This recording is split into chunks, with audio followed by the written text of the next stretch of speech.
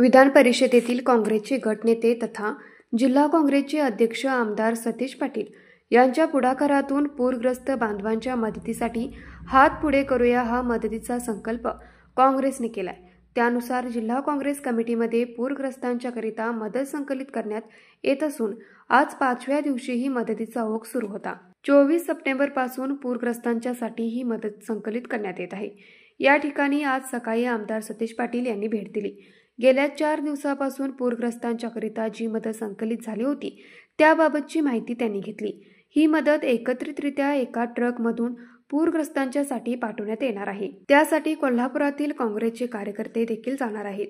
याशिवाय पूरग्रस्तांच्यासाठी जमा झालेले धान्य, पॅकिंग त्याचबरोबर जीवनावश्यक वस्तूंची तयार करण्यात आलेली किट याबाबत त्यांनी माहिती घेऊन सूचना केल्या। उद्या सोमवारी 29 सप्टेंबरला ही मदत धाराशिव जिल्ह्यात पाठवणार असल्याचं आमदार सतीश पाटील यांनी सांगितलं। त्यासाठी कोल्हापूर जिल्ह्यातील काँग्रेसचे 25 कार्यकर्ते देखील जाणार आहेत। खासदार शाहू महाराजांच्या उपस्थितीत उद्या 12 वाजता मदतीचा ट्रक धाराशिवला जाणार असून कोल्हापूरकरांनी जे दातृत्व दाखवलं त्याबद्दल देखील आमदार सतीश पाटील यांनी आभार व्यक्त केले। न्यूज मराठी 24 कोल्हापूर। हे आहे गोकुळचं श्रीखंड, अगदी जिभेवर रेंगाळणार। जिभेवरच नाही तर मनावरही रेंगाळणार। गोकुळ श्रीखंड, मनावर रेंगाळणार।